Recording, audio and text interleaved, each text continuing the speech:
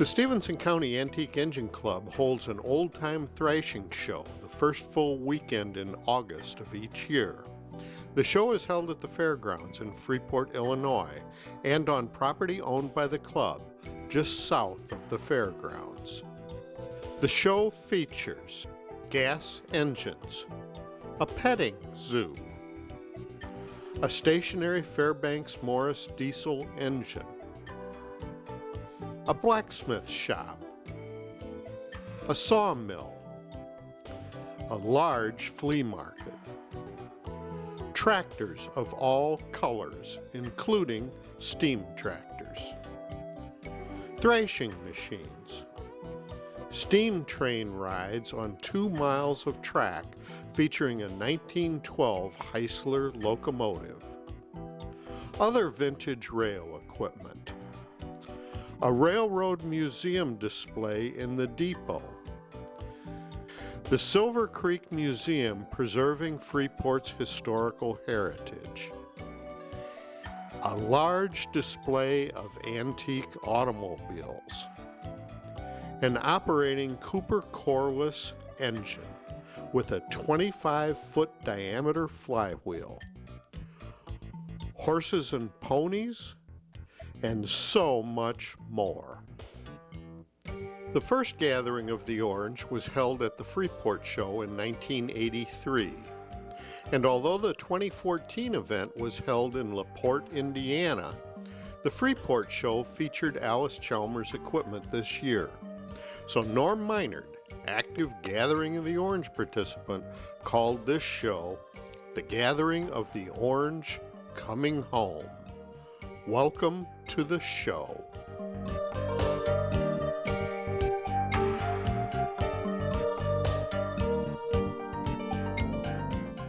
Okay, here we have 3 Allis Model 1018s. When Allis decided to get into the agricultural market in 1914, this is the first tractor they came up with. It's 10 horsepower on the drawbar, 18 horsepower on the belt. This tractor belongs to Butch Rafferty. At one time it belonged to Norm Meinert. The next tractor is Norm. So one time Norm owned 2 of these tractors. There's 12 of these tractors in existence, and we're extremely fortunate to have 3 here and possibly another one coming, which would be 1/3 of all the 1018s that exist yet left in the United States. You see the 2 different tractors here. One's got 2 tanks. You see the red tank sitting above the green tank on the other tractor. That's a kerosene version. You started that tractor on gasoline, and when you got the engine warmed up, you converted it over to kerosene. You needed a hot engine and a hot manifold to efficiently burn kerosene. This tractor, on the other hand, has no starting tank. It was a gasoline tractor from the factory. It only ran on gasoline, never ran on kerosene.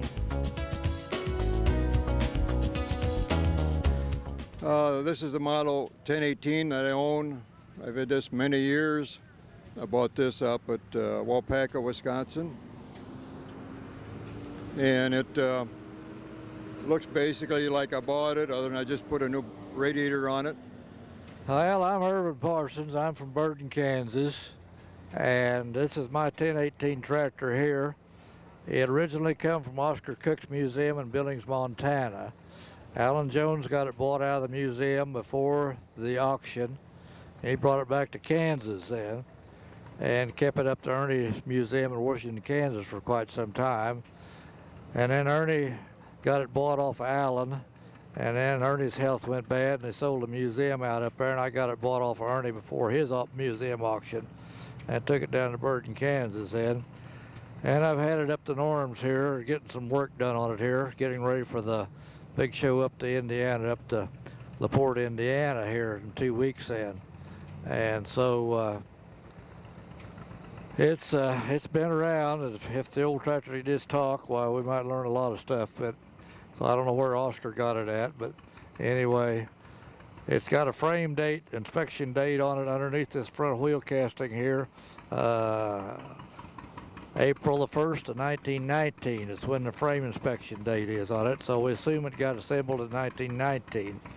The serial number is one of the higher ones of the group of 1018s floating around, and so They were supposed to be made up until 1922 or 1923, but they made very few at that late date because of the obsolete three-wheel style and so forth. That they were working on the 1530 and so forth at that time, which is a four-wheel type tractor then.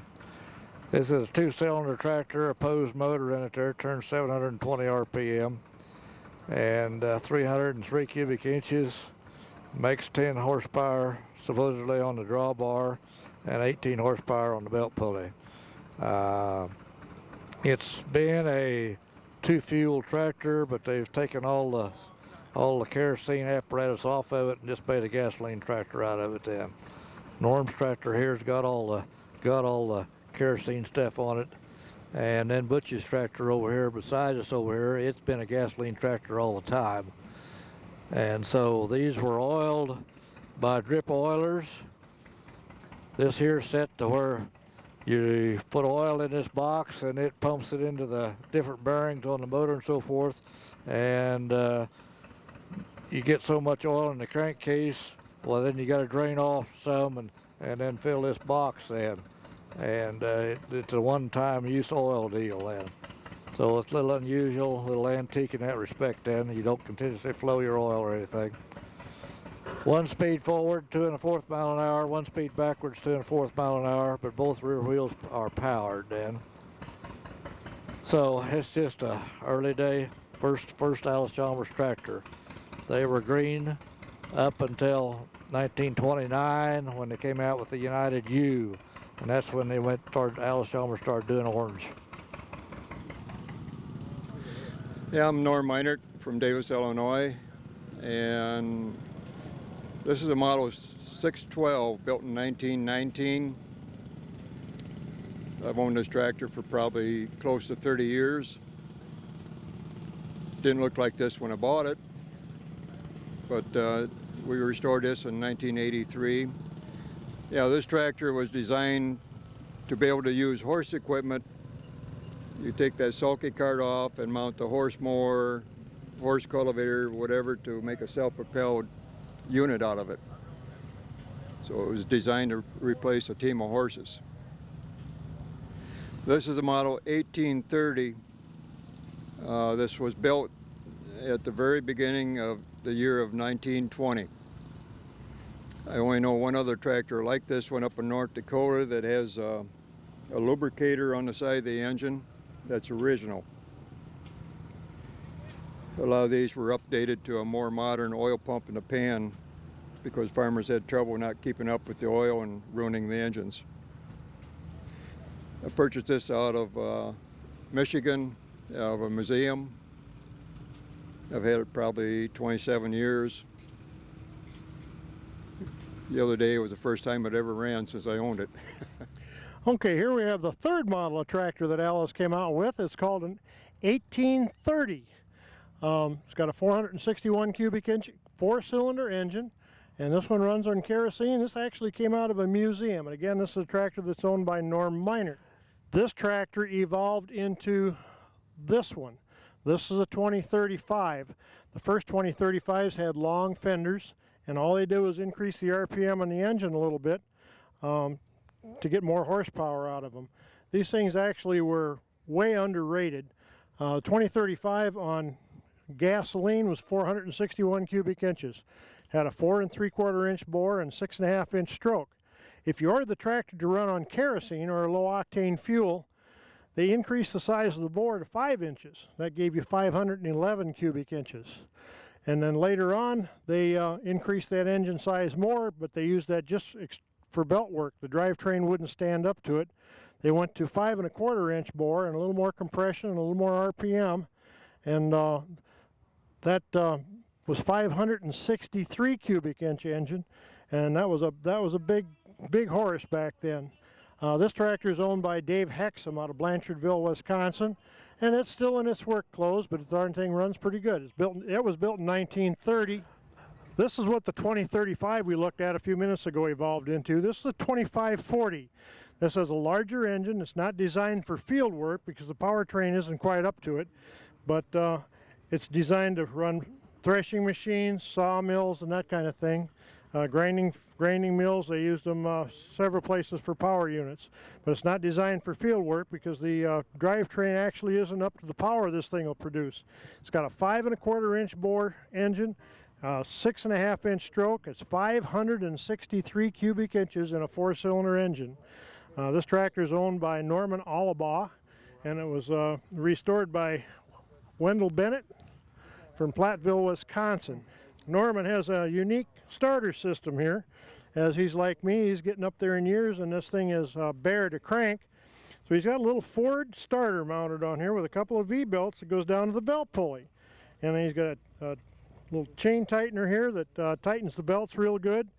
And he gets the tractor turning over, turns the switch on, and he's got an electric start system that's pretty simple and pretty unique. The guy's got a lot of ingenuity. Well, I'm Wendell Bennett from Platteville, Wisconsin. And I once owned this tractor, and I restored it. And when I bought it, the engine was stuck, and had quite a bit of trouble getting her loose because it was stuck. So I had to jack the one piston up out with sleeve and all, and finally got the piston out in a press, and finally got her loosened up and running again. So I used to plow with it up at the Rock River Thrashery. I like to start real early in the morning. The night before, I'd plow a couple rounds so I had a good furrow to follow, and I would start right at the crack of dawn. Then, as soon as you drop that plow in the ground, a blue flame about 3 foot high would pour out of this smokestack here. People would stop along the highway and wonder, what is going on there?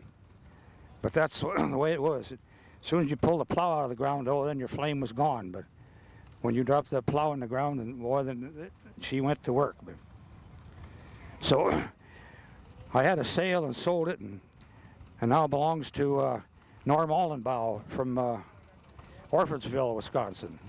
And also when you're plowing, you drop this into a furrow, and that wheel will follow the furrow. You could get off the tractor and walk beside it. Or a lot of times in the old days, one guy would jump off and stand there, and there'd be another guy at the end of the field. He'd jump on and turn it around and head it back. But she would stay right there in the furrow. But yeah, she's a big engine called the Thrasherman Special. It's got a 5 1/4 inch bore. And now Norm Allenbaugh is the proud owner. And it's something to be proud of, too. It is a powerhouse of a tractor, the old Thrasherman Special.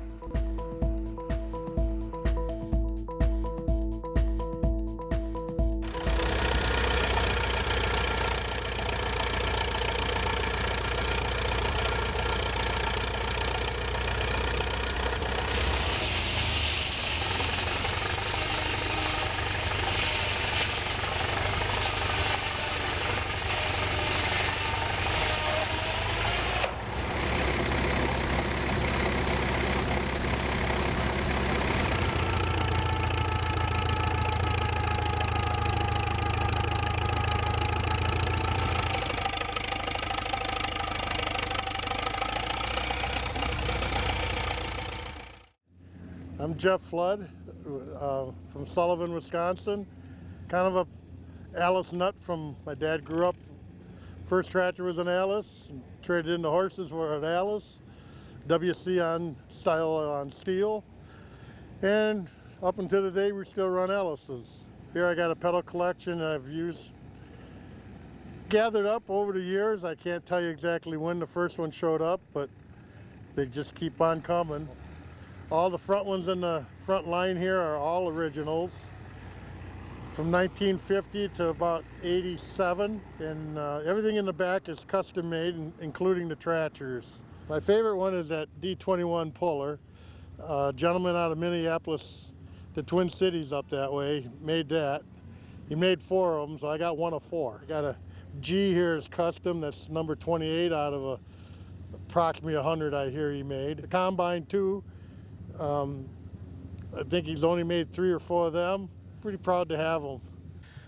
This tractor was used at the Allis-Chalmers plant for pushing railroad cars, and that's what the big ugly bumper in the front end is. And inside the cab is actually 2 different seats, one for the operator and one for the brakeman for the railroad. It's made out of U industrial, We think it's 1939. There's no serial number on it. Apparently the guys in maintenance must have had time to play around because they got vacuum-assisted power brakes. I was lucky enough to get it from another collector that bought it from an Allis employee. My name is Roger Weinhold. I live in Ackworth, Georgia. This particular tractor, I'm a little bit proud of it because my father bought the tractor in 1947 when it was already 22 years old. It's a 1925 tractor. He bought it for horsepower, belt power, for running thrash machines and blowers, for filling silos, and things like that. And it was right up here in Sheboygan County, Wisconsin. When he got done using it, it was parked in the late 70s, I believe it was. He sold the farm, and a distant relative bought the tractor for $50 because it didn't run anymore. He kept it 30 years, and he was very generous. He called me one day and wanted to know if I wanted the tractor. And I got the tractor back for a $100 bill. And since then, I've refurbished it, and we take it around to these Allis-Chalmers shows and bring it up here from Georgia for 3, 4, 5 shows, and then I go back home and go to shows down in Florida, Georgia, Tennessee, and Alabama. In the wintertime, when it's warmer down there, that's when a lot of them have their tractor shows down there. But it's kind of a unique tractor. They made 1,705, and this is one of 20 left, and it's one of about 12 maybe that are accessible. There's 6 or 8 that are in museums, and there's a few people around the country that own some that haven't got around to refurbishing them yet. And I keep after them that I need a little competition out here. I'm a one tractor man here. So other than that, I'm very proud of it. My family's proud of it. And that's about it. What do you figure it's worth now?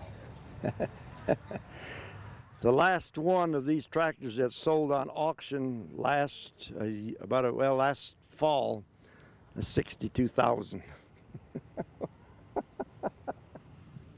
My name's Denny Potter from Stockton, Illinois, and my wife Phyllis. We're here at the Stevenson County Antique Engine Show with the Allis exhibit with part of our toy display. What we have tried to replicate to a certain extent here is actually a model variation of a show like is going on here. Hence, that's why we have the tent and the tractors lined up and vehicles coming in with tractors on them and so on.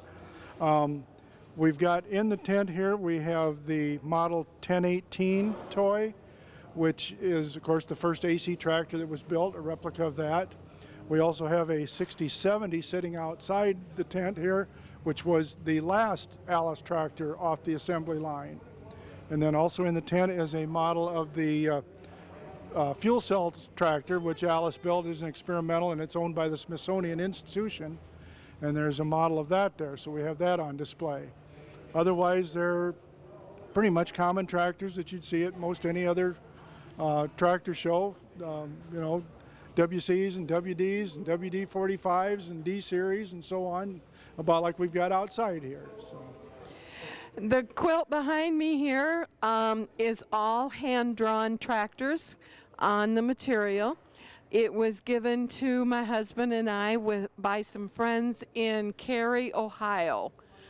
I'm not sure how they made it, but they decided to give it to us, and it's one of my few treasures that I like. This next one here is Ted and Sue Buiskers. It's all embroidered, and Ted and Sue used to have a working show on their farm, and after 10 years they decided it was too much, so some friends of theirs made this quilt for them, representing the 10 years of the Jamboree.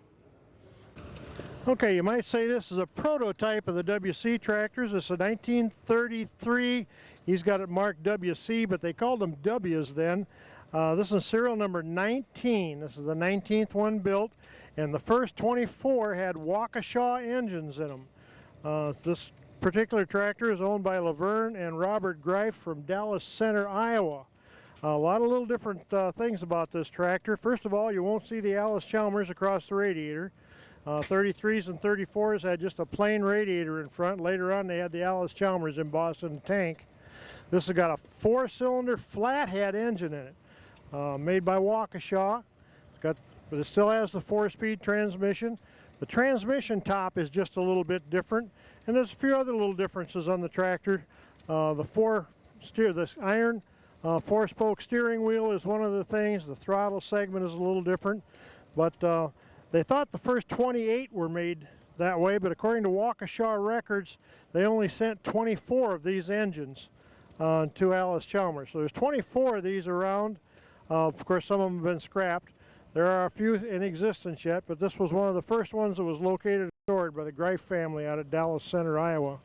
And behind the tractor is a number 2 two-bottom plow. I think it's a 214.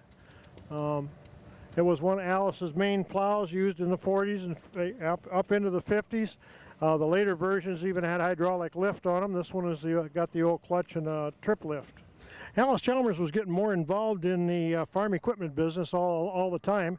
In 1929, they bought the La Crosse Plow Company, so they had a line of tillage equipment, but they were lacking a dealership network. So in 1930, Advanced Rumley, this Rumley tractor, they got in financial difficulty, but they had a very extensive dealer network. So Allis-Chalmers bought them out to get their dealer network, and all the Rumley dealers became Allis-Chalmers dealers. This is the last tractor that Rumley built. It's a Rumley 6. It's got a Waukesha 6-cylinder engine in it. And just as they came out with this tractor is the time Allis bought them out. So all the Rumley 6s normally have Allis-Chalmers nameplates on them. It's a really nice, smooth-running tractor. I don't know why they didn't carry it forward as a 6-cylinder engine, but Allis was kind of stuck on their 4s, and their 4-cylinder engines were extremely reliable. And they built their engines themselves. This way they didn't have to rely on an outside vendor for their engines. But that's how the Rumley name got incorporated into the Allis-Chalmers. They needed the dealer network, and Rumley was in a bad financial situation, so they took advantage of that and bought out Rumley.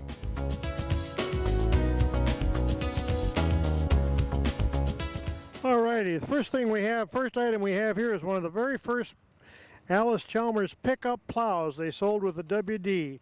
The drawbar actually fit right in here, and you drop the pin in there, then another pin across the top here, and you actually pull the plow with the drawbar, and then these fasten over the lift arm latches, or over the lift arms, and so you had yourself a 2-bottom mounted plow.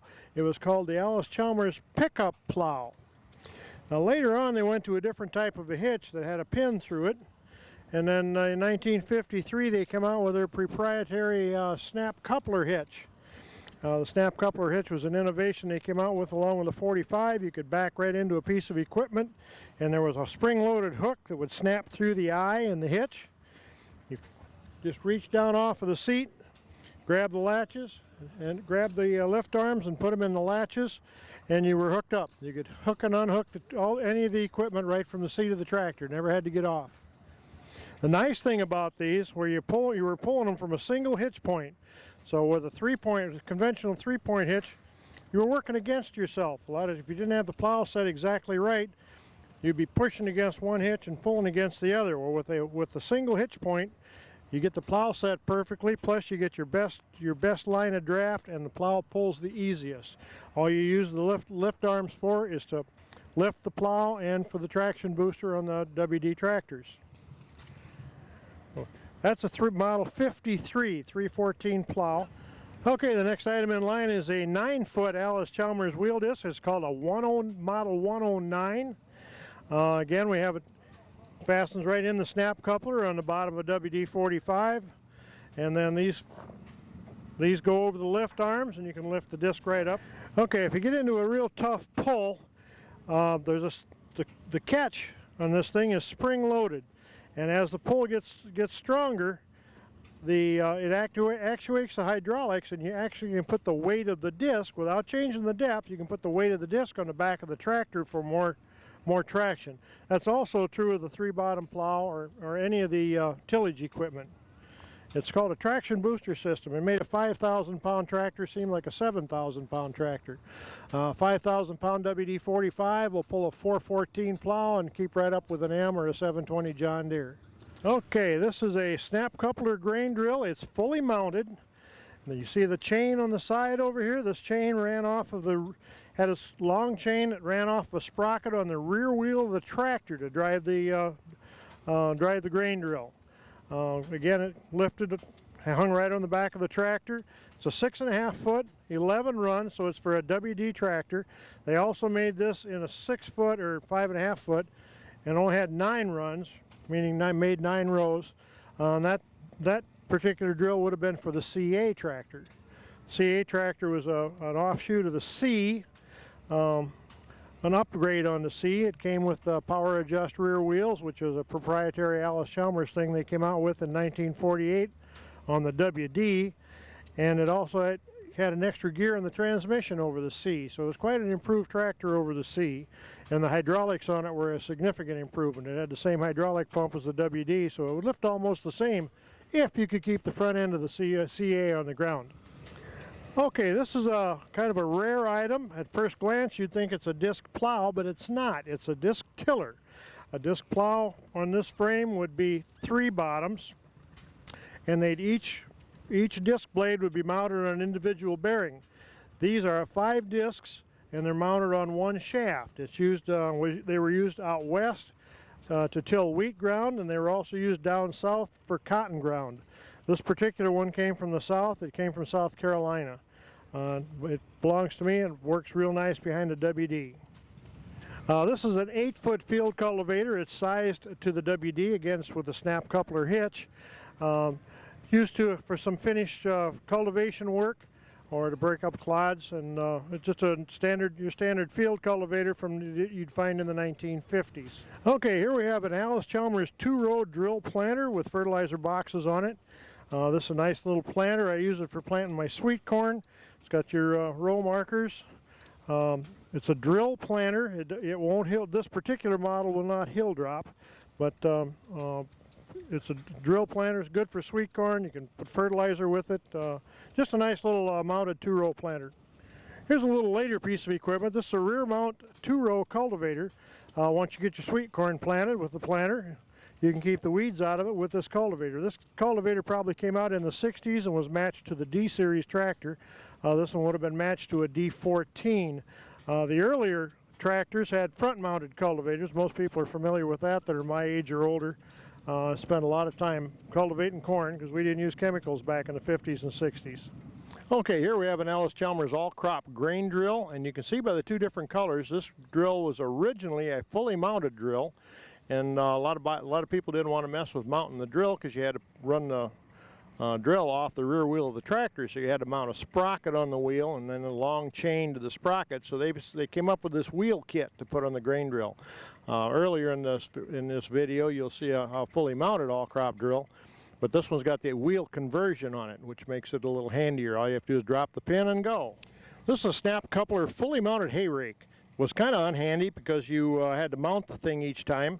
Normally there's a jack on the tongue. We had to let this tongue down on the ground to keep it from rolling down the hill. But it's got 2 dolly wheels in the back, and it's a 5-bar rake running directly off the power takeoff, mounts right on the back of the tractor. It's handy in one respect in that if you've got real heavy hay or something, you can go to a lower gear and a little more throttle for a little more speed on a PTO, and you can take a big windrow with the thing. Wasn't a real popular item, so a lot of them were converted back to the regular conventional wheel drill. This is a model 77M. They also had a 77G, which is a ground driven. You just drop the pin and go on it. Allis-Chalmers made a number of subsoilers for breaking up hardpan. This is a number 3. It's sitting here upside down, so you can't really see it real well. But again, it's a snap coupler hitch. The very first ones were just like a big hook, and they attached right to the drawbar. But they made several different models of these, and then for the later tractors, they even made multi-shank ones. I have a 3-shank at home that goes into 190. The original models, like I say, were like a hook, and they fastened to the drawbar. They're the old-fashioned hookup. This is then a number 2 was a snap coupler, and this is a number 3. Allis made a lot of attachments for tractors that made things a little easier around the barnyard. This is a post hole digger. It's a number 10 post hole digger. They made 2 different models. One was made by Roper for Allis-Chalmers, and then this number 10 was made by Allis-Chalmers, for regular Allis-Chalmers at the Allis-Chalmers factory. Here we have a snap coupler blade, a rear blade mounted on the 3-point of the Allis WDs and WD 45s. This blade was very popular because it was extremely versatile. By turning this crank, you could tilt the blade from side to side, and by pulling the pin and pivoting it, you could angle the blade to shift dirt in different directions. It was also handy for snow. It's a real heavy blade, so it did work well in dirt. It would scrape dirt and things like that. $5 for a 22-pound bag. Just got $5 for a 22-pound bag. Come on and get some. just got overpowered by the lady in the office. But again, it was a snap coupler blade, built real heavy, very versatile blade, and real popular at the time. Here we have an Allis-Chalmers slip scoop mounted on the snap coupler of the Allis tractor. You could use it to move dirt around. It had about a half a yard capacity. Would pick up dirt, and they made an attachment that would stop the depth from going too deep, so you could skim dirt off real nice. You could also reverse the bucket and use it around the farmyard for carrying hay bales or bags of feed or whatever. Another versatile piece of equipment that would allows the farmer to make his day's work a little bit easier. Here's another piece that's very useful around the farmyard. It's a rear carrier. It fastens on the snap coupler hitch, and you can move pallets around with it. You can stack bales on it. You can make a little platform on it to haul feed. It's a very versatile piece of equipment. It also is pretty useful moving around bales. This is my piece, and I've actually moved 1,500-pound Vermeer bales with this thing behind a D14.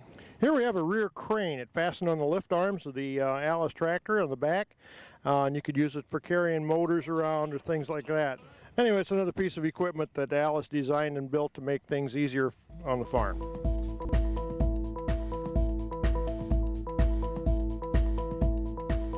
Okay, here we have a Model A. This is the last of the big engine tractors that Allis built. It's got that 511 cubic inch engine. You can see here it's got a hot manifold, so it can run on kerosene.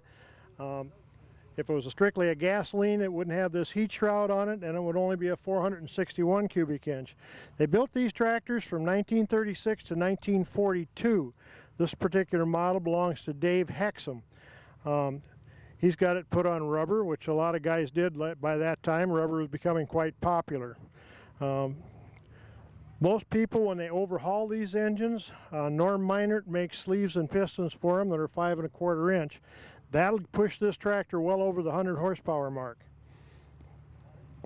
Dave pulls a 4-bottom plow with this thing just about anywhere you want to go with it. It's a real nicely restored Allis-Chalmers Model A. It was the last of these big 4-wheelers they built. They went to a smaller, higher horsepower tractor at that point, and the rest is kind of history.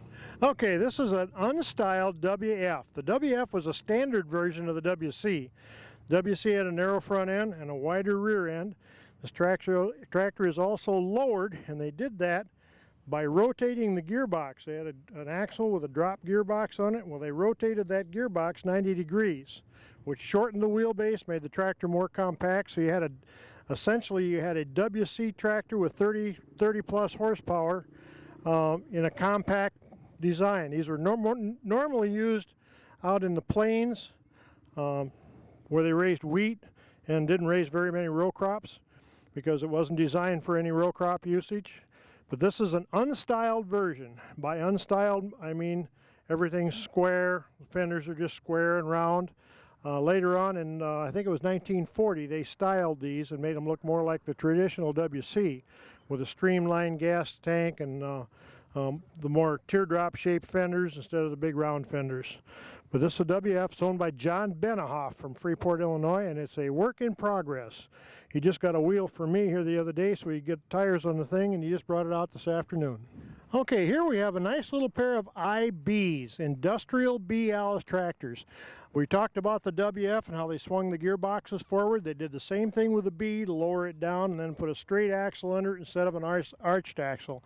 These were real popular with highway departments because they were compact. They could mow the highways with them. They usually had a 5-foot mower on them. Usually it was a draught mower. This one, I don't know what the brand of mower is here, but it is an industrial type mower used for mowing highways. This tractor over here is another IB. It's the same basic tractor, but it does not have the perimeter frame. Some of the tractors came without this perimeter frame. This perimeter frame was used to mount items on, like the mower or a snow plow in front. Some of the cities even had a big V plow they put on the front of this little tractor to plow sidewalks with.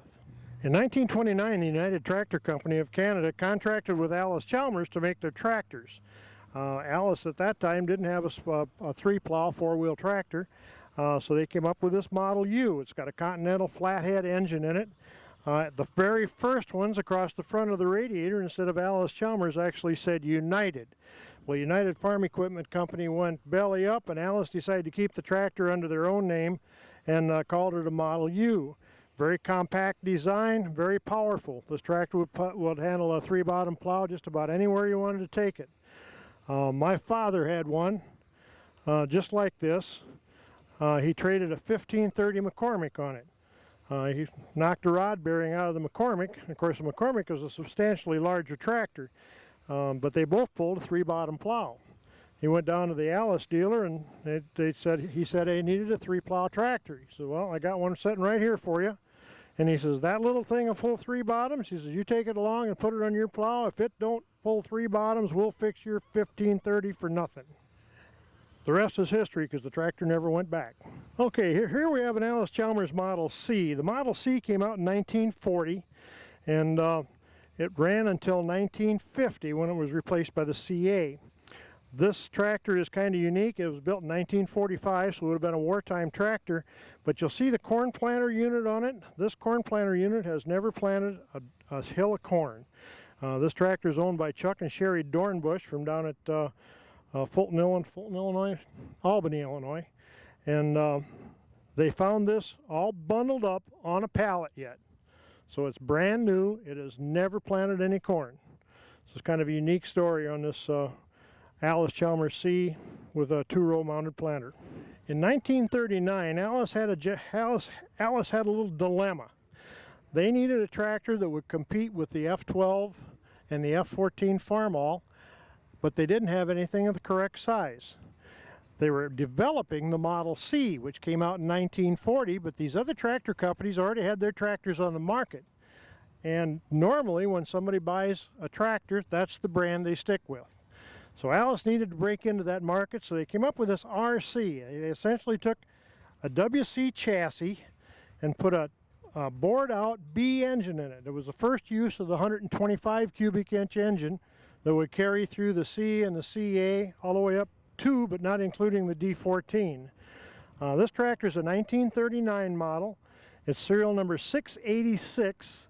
And the engine is number 692. So somewhere in there they pulled 6 engines out to use on Ferris wheels or pumps or power units, generators, something like that. The unique thing about this tractor is I restored it in 2003, and I stripped it down, took every nut and bolt out of it, took everything apart, wire brushed everything down, and I painted it with spray cans. Now maybe this will show up on video, but maybe not, but there's a slight coloration difference between the hood and the shell. That's due to the variations in lots of paint. Even though you get the same brand and number of paint, sometimes there'll be a little variation from lot to lot. This tractor has 40 cans of paint on it. There's 14 cans of professional grade Rust-Oleum primer on it, and 26 cans of Krylon 1820 on it. Gradually, I put it back together gradually and painted each piece. Took me about 2 years to get it all done. But that's the story of my little Allis RC. Okay, we have kind of a unique setup here. This is a little Allis-Chalmers Model B owned by Ben and Kathy Schultz from Kiel, Wisconsin. It's a 1947 B. It's got the unique flank weights on the side. These weights bolt on the side of the engine. Also, it's got a very unique set of half tracks on it. Most half tracks are made by ARP. These are Bombardier half tracks, and they came off of an 8N Ford. And they were used to give you extra flotation and extra traction in real moist and wet soils or swampy ground. Really nice little application here for something unique and different to see here at the Freeport show. Okay, this is kind of unique in that it has green wheels on it. In late 34, early 35, French and Heck sent Allis-Chalmers a bunch of wheels that had already been painted. Normally they came just in primer and Allis would paint them their own color. But late 34, early 35, they sent through this batch of wheels that was painted green. Allis thought that looked pretty good, so they put them on tractors. And it was only from like December in the 34 series up to about May. So just a very short, in fact, it might even have been a shorter period than that. But for a very short period, WC tractors came with green wheels. And this is a fine example of that. Okay, this is my 1935 WC. There's quite a story on it. I pulled this tractor out of a river. The tractor was given to me. And if you get the old Allis News, there's a full 2-page story on this, this tractor and also how it was restored. For 10 years on my farm up at Davis, Illinois, I did a Allis-Chalmers tractor show. It was a working show. We had 5 acres of either wheat or oats, and we'd go out with the Allis combines and combine the wheat or the oats. And then we'd go out with the balers, bale up the straw, and then the guys with the plowmen would come in and we'd plow it up. So you actually saw all the Allis-Chalmers equipment that was at the show working out in the field doing what it was intended to do. Well, my health deteriorated from a little stupidity on my part, and I decided the 10th show would be my last show. So the guys got together and dragged this old tractor out of the fence row and said they were going to restore it over the show weekend. Well, I kind of laughed. I didn't think it was possible, but sure enough, that weekend they rolled in. They had sandblasters and paint equipment all set up, and Norman got in the parts we needed for the engine. 9 o'clock Saturday morning, we rolled it in my shop, and I saw a bunch of people descend on that tractor like I didn't believe. And within an hour or so, they had the engine out, the sheet metal all stripped off of it and out at the sandblaster, and they were working on overhauling the engine. Well, over the years, sitting out in the weather, the transmission had gotten water in it and cracked the transmission case. So that had to be changed. Well, the 2 boys from Ohio, Alan and Billy Charrington, started working on that, and they changed the transmission, put a newer transmission in it for me. They also repaired the brakes while they were working on it. Then the chassis went out to the sandblaster. Well, I checked on them. I couldn't believe how fast they were going on this thing. Well, come 3 o'clock Sunday afternoon, they rolled this thing out of the shed, completely painted. All it needed was the decals. We took it out in front of the crowd and presented it, and they called it, they presented it to me, and by 3:15 we had the decals on it. So they started on this tractor as a rag at 9 o'clock Saturday morning, and this is what it looked like at 3:15 Sunday afternoon. The only difference is I did put it on rubber.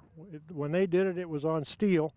It was easier to paint the steel, but I put it on rubber because it's a whole lot easier to haul that way. When we first got it running, I took it down to the Boonville, Missouri gathering of the orange. It was just shortly after the show. Hauled it down there. I was having a little difficulty getting it started. So here comes the guy from the radio station to interview me about this tractor that had been restored in a day and a half. And he says, "How do you start one of these?" I said, "Oh boy."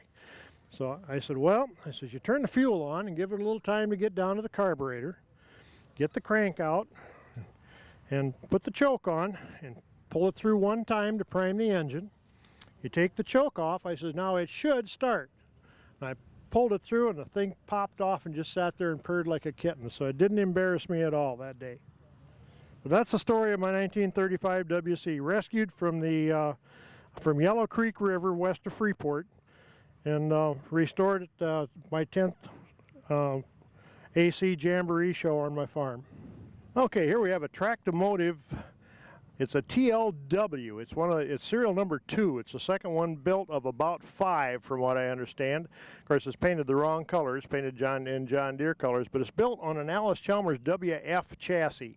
They even used the original WF gas tank. They just reversed it and put it up in front. They used it as a bucket loader, and they also put forks on it to use as a forklift.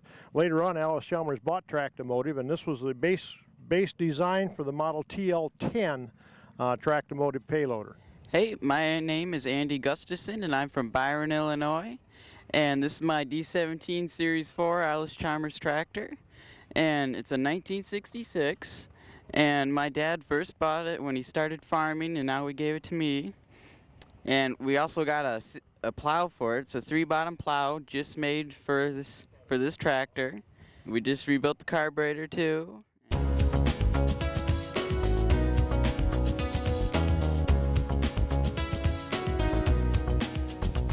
This is the Model 60 all-crop harvester. This is the combine that freed the farmers up from the threshing rings. They can now do their own combining. They didn't have to get the guys in to do make the bundles and shocks and then haul them all into the threshing unit. They could do the combining directly from the head and do it themselves. It became essentially a one-man operation. This Model 60 has a lot of extra accessories on it. Up on the top of the bin there, you'll see a scour clean. That if you had some weedy oats, that would take the weed seed out. A little, looks like a chair there that held the bag, and then you catch all your weed seed in the bag. This also has an extension on the auger to make the auger a little longer. That way you could load into gravity wagons. They also made a straw spreader for this, and they made a unique little chute system that would lay the 2 windrows of oats side by side so you didn't have to rake it. You could come right along with a rotobaler and pick it up to make bales. This also has the optional dual wheel package for in soft ground. It's got dual wheels on both sides, and the optional 6-bat reel. Normally the 60s only had a 4-bat reel. During the 50s, Allis-Chalmers had a 55% market share of pull-type combines with this unit. They made several different units. They started out with a little 40. 40 meant a 40-inch cut. It was designed to be used with the B during the war. Then they came with a 60. It's a 60-inch cut, and that became the most popular one. The 40 ejected the straw right straight through and out the back, where these combines went in and put it on a straw rack, and it turned 90 degrees and went out the side. Now later on they made this unit, which is a 66, and you see how they got little flares on the side of the header to add 6-inch cutting width to it. They used the same canvas, the same separator, the same bins and everything. They just used a little wider header so you could take just a little larger cut. And later on they made a 90, which stood for a 90-inch cut. But if you had some light grain, they had a 3-foot header extension you could put on, actually make that, I think it's almost a 12-foot cut in a pull-type combine. And then the last combine they built was a Model 72, which fell between the 66 and the 90. And that one was for like soybeans and stuff like that. Does a great job on soybeans. These machines were so versatile they could harvest 106 different crops according to the instruction and operator's manual. But they'd harvest everything from carrots. I've had guys use them just to clean grain instead of a grain cleaner. I had a friend of mine came to me, wanted to clean some switchgrass seed. Had a lot of weed seeds and stuff in it, and he bought an Allis combine and just set up a little auger and augered it right in the top, right in the cylinder, and it separated all the weed seeds out for him. He was real pleased with it because he got the combine fairly reasonable. Here we have an Allis-Chalmers rotobaler. Allis came out with these in 1947. They made a small round bale about this tall, and they were weatherproof. The bales were, the stems of hay would lay around the bale, and when rain would hit it, they'd run right off the side. So they shed water, they wouldn't spoil. You could leave them lay in the field for quite a while and they'd still be in good shape. They built these from 1947 to 1959. By that time, the larger round bales were coming into effect. So they discontinued it. Well, the men out in Nebraska used to take their rotobalers out in the spring of the year. They get the real lush grass growth, so they go out and bale that, cut it and bale it, because it was ahead of what the cattle could graze down. Well, after 59, when they quit making these, all their balers were wearing out. So they went to Allis-Chalmers complaining a little bit, Allis tooled up and made a newer version of it. 72, 73, and 74, they made what they called the white top balers. So they made 2 different production runs of these, one from 47 to 59 and one from 72 to 74.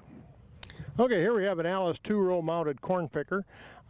This corn picker was designed for back in the 30s and 40s for the lighter corn that we had. We used to plant corn in hills 40 inches apart so you could cultivate it crossways because we didn't have the chemicals, so you didn't have a big population, and this corn picker would handle it pretty nicely.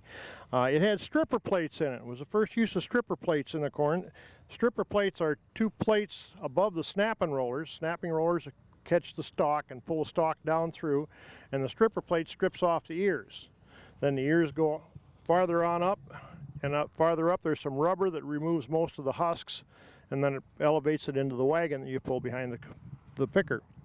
This tractor's a 1952 WD. It's owned by Wayne Fruit, and he says when he put the picker on it, it's been on there ever since. So they are supposed to be a one-man job to put on and off, but it takes 2 or 3 in actuality. There was a disadvantage to the round baler in that if you didn't stack the bales, if you put the bales in your hay mow and didn't stack them right, they would, if you stacked them down the middle of the mow, they would push the sides of the barn off. So they came out, so they decided to build a square baler. So these are 2 classic examples of the Allis square baler. One's a 302 and one's a 303. The 303 has a little bit more capacity. It'll make a little tighter bale than the 302.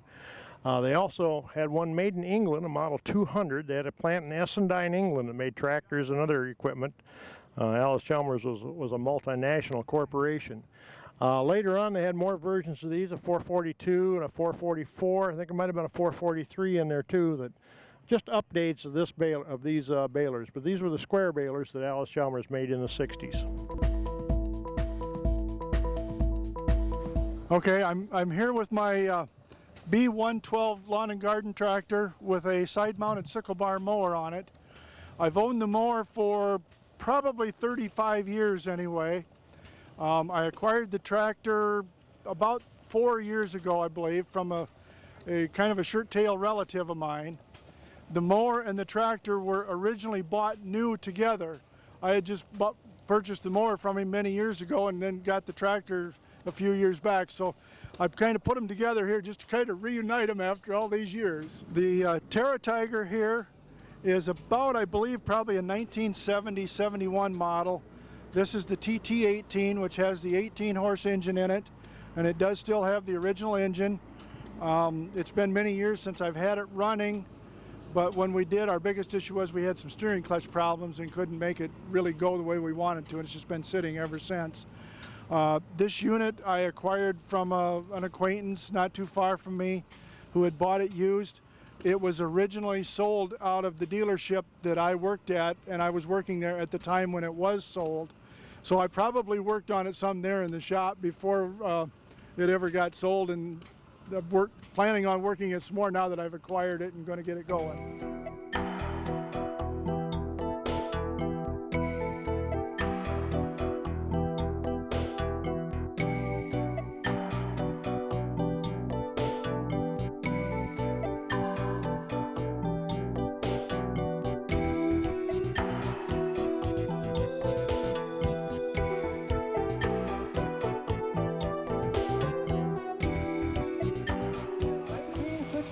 $65 horsepower on the belt, 19 on the drawbar.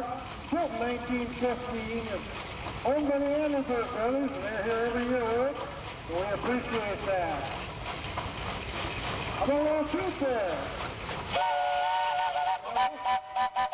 Now this one is used to signal in the emergency suit. The emergency comes out, if they want to stop the separator for any reason, or else the new one goes. So you can stop and break it up.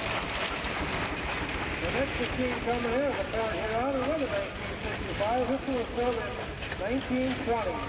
There's a lot of mechanical disadvantages to this machine, so you get 65 horsepower out of that belt, but you can only get 19 horsepower out of the drawbar. Those 19 horses are big horses. This machine is owned by Neil Drummer. We'd like to thank him for bringing this down. A lot of work maintaining these machines and keeping them in running order. Thanks, Neil, for bringing it down. I know Rick knows you better than me. Got a little too fast? Ooh, that's a loud one.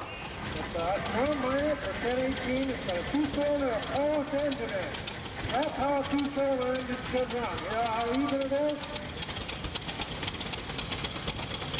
2-cylinder Apollo. 1 cylinder goes forward, 1 goes back. Then we have another 1018. That tractor was built in 1917. This one was built in 1919. The production on these tractors was from 1914 to 1921. Look at the place it's rolling all the list there. Really Parsons on this one. Again, it's another example of a 1018. And we thank you for bringing it. Okay, here's a one at a time. And this is a debut show for this tractor. This is a 612 replica 2-track. 2 612 tractors, 6 in the belt 12 or 6 in 12 on top of the belt. That's back to back.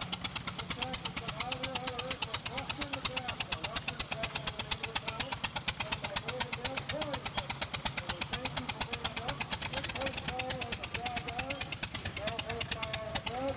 These tractors are designed very close to the horses. So they start the tongue in your horse-drawn equipment.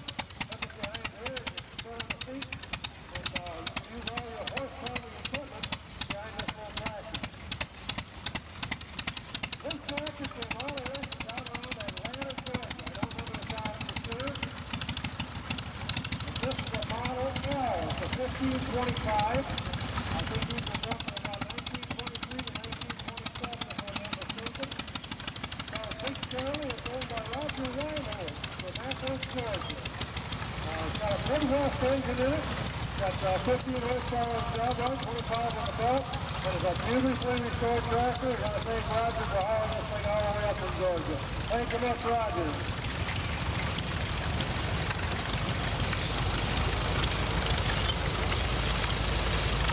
Here we have a 1966 17 Allis-Chalmers. The D-Series came out in late 57. First and 17 were manufactured for September of 57.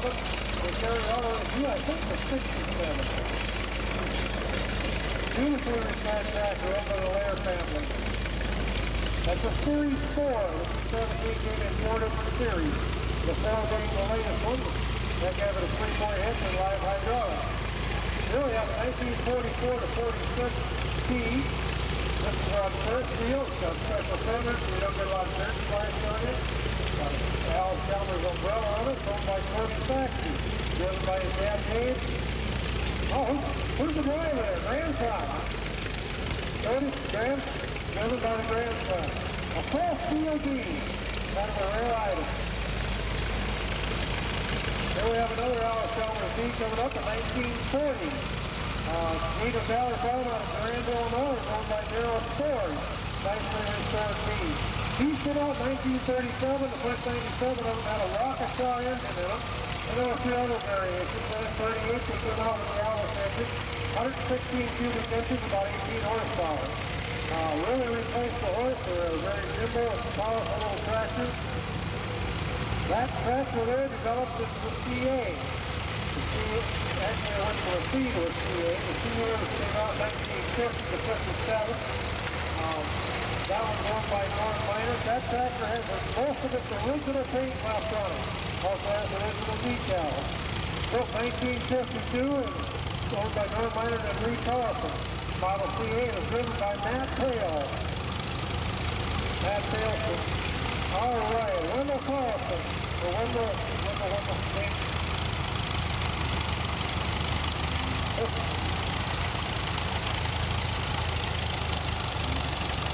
This one model 2530. Driven by Matt and Wendell. I can't think of the Carlson name right offhand. And we go all the way down from Platteville, Wisconsin. Thanks for bringing it down, Wendell. Nice old tractor. Back to figure out how to get it here and get on the thing. They had 3 wheels, in late 34 and early 35. They produced the Allis-Chalmers tractor on the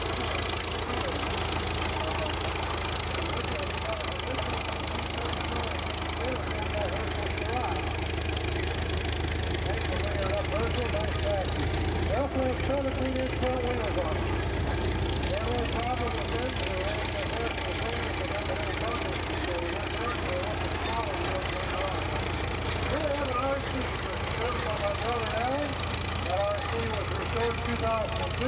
40 cans of spray paint on it.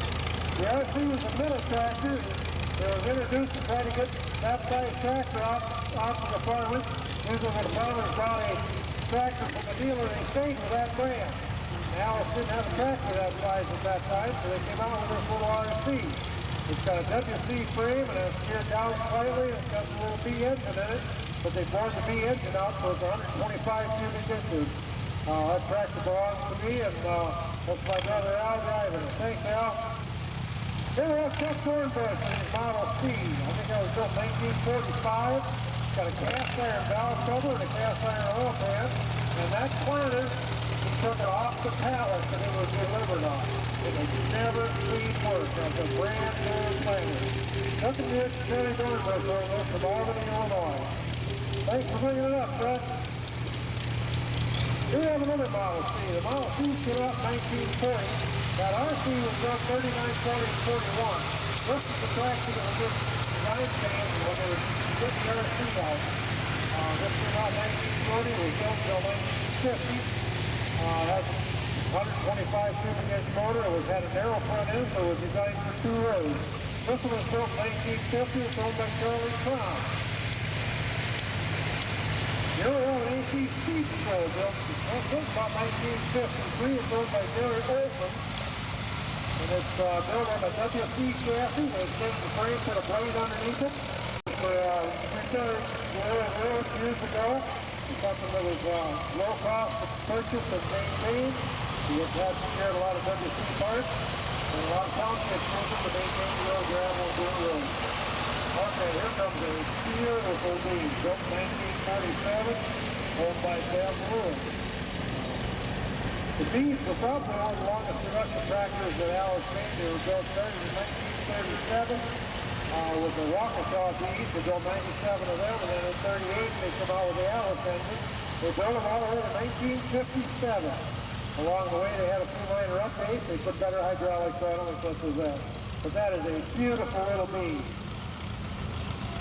Here we have something special. This is a W. It was the first WC. This is serial number 19. And the first 24 of these tractors had Waukesha flathead engines in them. You'll see this tractor parked up on the south side of the building. Sold by Laverne Drive from Dallas Center, Iowa. It's called an Allis number 214 plow. Thanks, Laverne, for bringing it up. Laverne was here at the first Allis show in 1983. And he's been on a lot of shows since then. Here we have a little Allis-Chalmers Model T built in 1948. It's owned by Jim Howard from Elizabeth. This little T has a 62 cubic inch engine in the back. It was real popular with truck farmers and tobacco growers. You could put a collimator on it and see where you're going, because you're looking right down at the road. About a 10-horse tractor. Okay, here's a special. It's a Model 180 diesel with a narrow front. Most of these tractors came out with wide fronts, owned by Mike and Cindy Hageman. This tractor was built in 1969. Also has the larger tires in the back. Earlier these tractors came with 28-inch tires. This has 15.5, 38 tons. It's almost like a house top, but not quite. Got a lot more tires than the average 180. Oh, looks like we got a pulling tractor here. It's all weighted down. 53 WD running by Cody Miller. Looks like it's a horny one on the front there. If I'm not Cody, that's it. What's the little green lace on the front, Cody? What's the little green lace on the front? And on the back. Little bad time. It's not like those does pretty well. This is something special. It's a new industrial owned by Don Meinert. They think it was built about 1939. There's no serial number on this tractor because it was pulled offline and modified to use in the West Allis rail yard.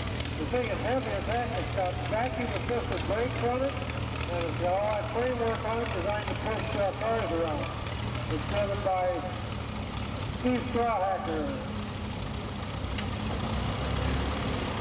Okay, here we have an AC D17 built in 1958. D17 came out in late 57. The first one came out in September, and they went all the way through to 1967. They updated them and changed them all the way along the line. That's a 58 model owned by Alan Shane. Nice tractor, thanks for bringing it up, Alan. Serial number 4461, so I'll make this all 58. Here comes Deanna Heckman with a Model A, 1937, I believe it is. And these tractors are built from, this is a big old tractor. In fact, most of these tractors, Model A's, were the big horse for their day. They got a 461 cubic foot four-cylinder engine on gas, or 511 cubic foot on kerosene. They had about around 80 horse, and there's a lot more room for improvement there. They could run more kerosene or gasoline. This is a kerosene model owned by Dale Hartley from Watertown, Wisconsin. I think that's where it's from. They're both nice tractors. The other was owned by Gordon McGarry, and that's one for Blanchardville. This is another Allis-Chalmers model diesel, 1948, it's owned by Dwayne Olson. Again, you can see how much capability they got with that little tractor. They're only about 810 horse. They put the one bottom, they plow, and a little elevated cylinder, planter under it. Here we have a D15 built 1965, owned by Ron Schroeder. These came out about 1960. I think they ran all the way to 67, if I'm not mistaken. They're just a little bit bigger. Just a little bit bigger than the D14 that preceded it.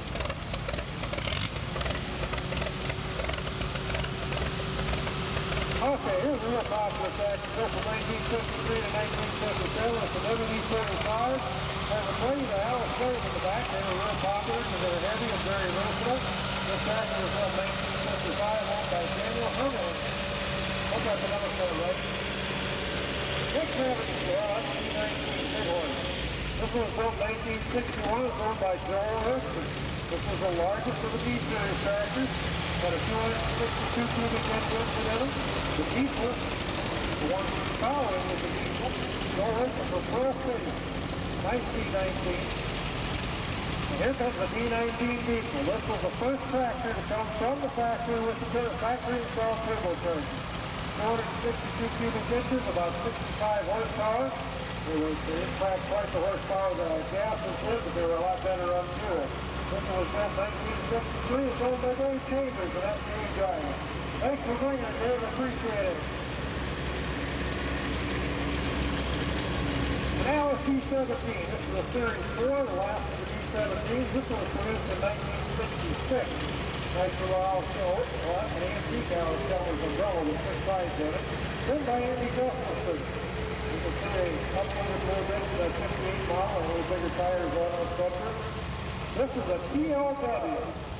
Track motive. Got a bunch of Allis-Chalmers WL. Reverse and put structure on. We're not sure what the year this was built, but it's owned by John Gustafson. Allis was also in the North tractors. They had Simplicity built them first, and they bought Simplicity. What we have coming here is a D2 Allis. Built 1970, it's owned by Charles Strong. These were very popular tractors that Pete Jackson did a beautiful job of on. And I don't think there's a deck effort from that perspective. The job of that forward deck will do more on. They just do a beautiful job. Probably a 14 years, about 3 singles. Ooh! Here we have another G. Okay, we don't seem to have a part for that. Oh, it's all in deal. This is the raffle tractor. This tractor is up in the south end of the building here. This tractor is owned by some lucky individual who is the show. What I announced earlier. What is the date you got again, Alan? 11th through the 14th of September at the Fair Valley in Eastern Wisconsin.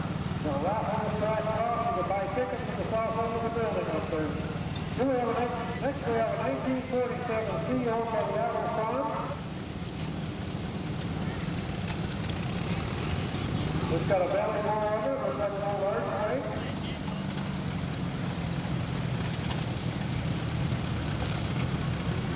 These are real popular for that because they got a nice small load here. They do a real nice job of hauling. Okay, now we have a D14. D14 came out in April of 57. They replaced the CA. Although they were a little more stout and a bigger motor with them, and they're actually rated for a 3 power. This one was built in 1959 and built by Steve Ryan. Okay, here's an open driver, 217, built in 1959. Tractor owned by Steve Ryan. David Altman is driving it. Looks like this is a work in progress. A lot of these tractors are still earning their keep on the farm. I know I've had several of them, and they all work on the farm. We follow them and everything.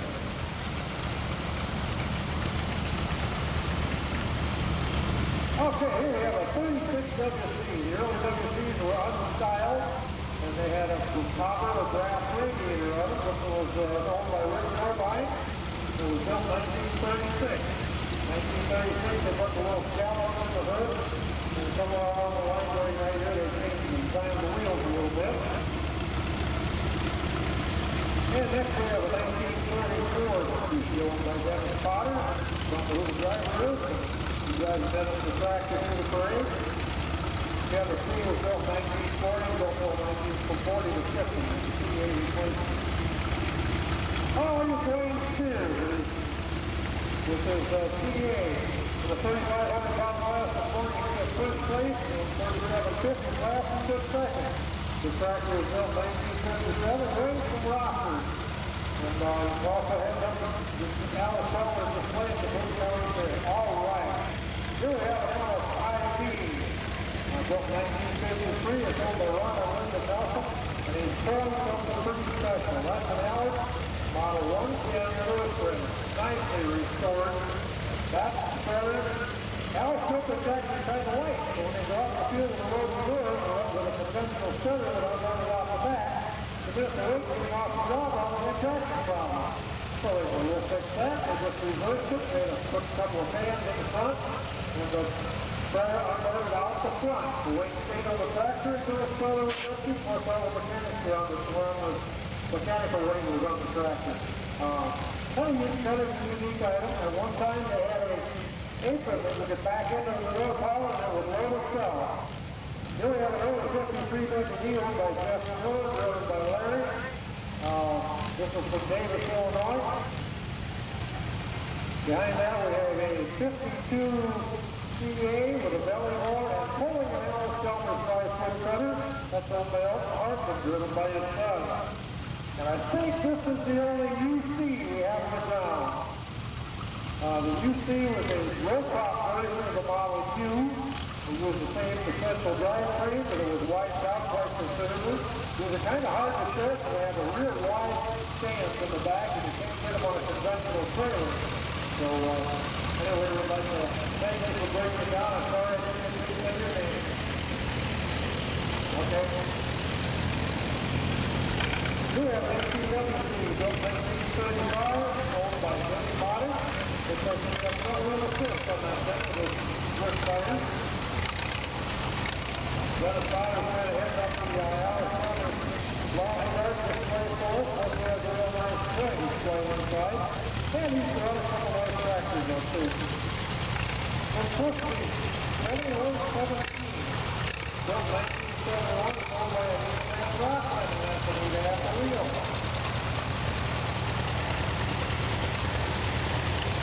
Here's a tractor owned by Rose Anderson, I think that's the mother of the wheel. The D15 Series 2. The D15 Series 2 has something unique on the back, something $3.55. They were built by Athens for Allis-Chalmers, and then Allis-Chalmers was going to try to move it out from the company, or if they liked it, they just bought the company. The D15 Series 2 is a $3.55. And here comes her husband, Dennis. How the things he Anderson on there, by the way.